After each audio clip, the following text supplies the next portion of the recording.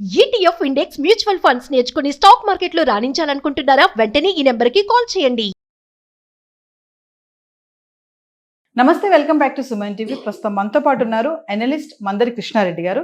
సార్తో మాట్లాడదాం. నమస్తే సార్. నమస్తే అమ్మ. సార్, ఇప్పుడు అమెరికాలో 17 లక్షలు కడితే వేగంగా మనకి గ్రీన్ కార్డ్ వచ్చేస్తుంది అని చెప్పేసి అంటున్నారు. అసలు అంటే మరి గ్రీన్ కార్డ్ రావడానికి ప్రాసెస్ ఏంటి? మరి ఇప్పుడు ట్రంప్ ఉన్నటువంటి ఈ టైంలో ప్లస్ ఇంకోటి టారిఫ్ది ఒకటి హవా నడుస్తుంది. ఇప్పుడే 25% పెంచారు, మళ్ళీ ఇమీడియట్లీ మళ్ళీ ఇంకో 25%, మొత్తం 50% టారిఫ్ నడుస్తుంది. మరి ఈ టైంలో వీసాలో కూడా ఈ మార్పులు రావడము, అసలు 17 లక్షలు కడితే వేగంగా గ్రీన్ కార్డ్ రావడం అంటే ఏంటి? అసలు ఆ ప్రాసెసింగ్ ప్రీమియం ఫీజు అనేది, ఇవన్నీ ఒకసారి డీటెయిల్స్. వాస్తవంగా ట్రంప్ రాత్రి ఏ ఐడియా వస్తుందో పొద్దున ఏ ఐడియా వస్తుందో చెప్పడం చాలా కష్టంగా ఉంది. ట్రంప్ తీసుకున్న నిర్ణయాలతో ఇవాళ అమెరికా ప్రజలే బోరుబోరున విలపించే పరిస్థితి ఏర్పడుతోంది. ప్రతి వస్తువు రేటు 2% నుంచి మొదలు పెడితే 10% దాకా పెరిగిపోయి అమెరికా ప్రజలు చాలా బాధపడుతున్నారు, చాలా కోపంతో కూడా ఉన్నారు. అలాంటిదే ఒక పని అంటే అతను తీసుకున్న ఒక నిర్ణయం ఏంటంటే వీసా ప్రీమియం ప్రాసెసింగ్ ఫీజు అనేటువంటిది తీసుకున్న నిర్ణయం. ఈ నిర్ణయం వల్ల ఏం జరుగుతుందంటే లక్షలాది అప్లికేషన్స్లో తేదీ వరకు రావాలంటే ఒకరి తర్వాత ఒకరు రావాలంటే ఆ సీరియల్ ఆర్డర్లో కొన్ని నెలల టైం తీసుకుంటున్నాయి, కొన్ని సంవత్సరాల టైం కూడా తీసుకుంటున్నాయి. కొంతమంది 4 ఏళ్ల నుంచి కూడా వెయిట్ చేస్తున్న వాళ్ళు ఉన్నారు. అంటే కనీసం ప్రాసెస్ అవ్వడానికి, అంటే ఇంటర్వ్యూకి పిలవడానికి.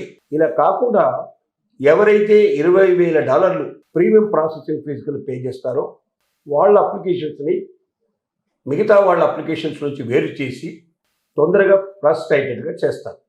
అంటే దీని అర్థం $20,000 కడితే వీసా వచ్చినట్టు కాదు. చాలామంది భ్రమపడుతున్నారు. వీసా రావడం కాదు, వీసా ప్రాసెసింగ్ కోసం వస్తుంది. అంటే ప్రాసెసింగ్ స్థాయికి వస్తుంది. ప్రాసెసింగ్లో పాస్ అయితే, ప్రాసెసింగ్లో వాళ్ళు ఒకవేళ సక్సెస్ అయితే అప్పుడు వాళ్ళకు వీసా వస్తుంది. ఒకవేళ సక్సెస్ కాకపోయినా ఫెయిల్ అయినా ఈ $20,000 తిరిగి ఇవ్వరు. ఇది ప్రాసెస్ చేసినందుకు మాత్రమే ఖర్చు కింద ఈ డబ్బు తీసుకుంటారు తప్ప ప్రాసెస్కి వీసా రావడానికి సంబంధం లేదు. కాబట్టి $20,000 వీసా వచ్చినా రాకపోయినా అమెరికా గవర్నమెంట్కు మనం పే చేసుకున్నట్టే లెక్క. అంటే ఏదో ఒక రూపం లోపల వలసదారులని, అంటే ఇతర దేశాల నుంచి తమ దేశానికి రావాలనుకుంటున్న వాళ్ళ దగ్గర నుంచి డబ్బు పిండడానికి ట్రంప్ వేసినటువంటి మరొక ఎత్తుగడైంది. దీనివల్ల కోట్ల రూపాయలు ఆదాయం వస్తుందని నమ్మకం.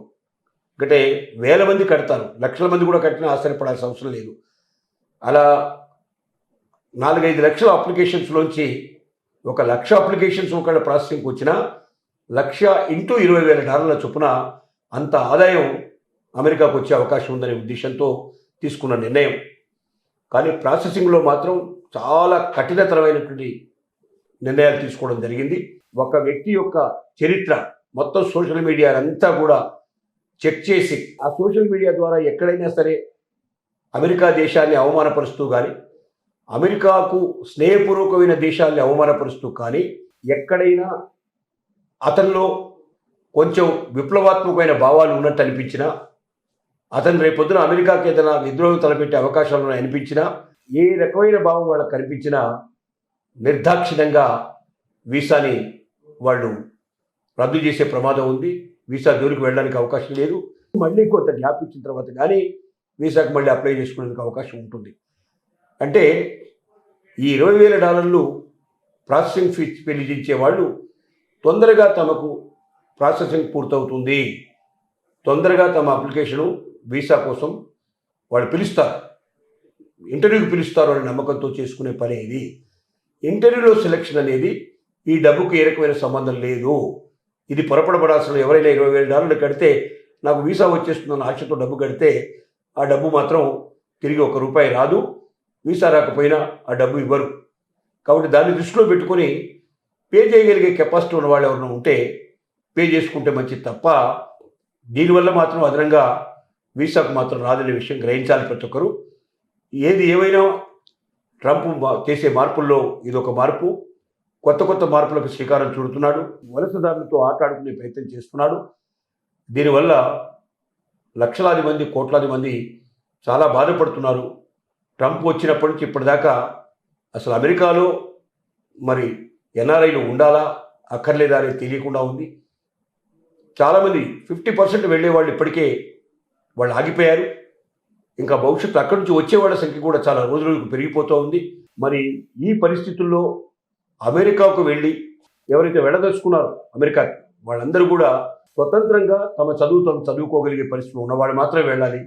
అక్కడ ఉద్యోగాలు చేసి సంపాదించి నేను అక్కడ చదువుకుంటానని ఆశపడేవాళ్ళు మాత్రం అమెరికా వైపు వెళ్ళారు అంటే వాళ్ళు అరెస్ట్ అయ్యే ప్రమాదం ఉంది.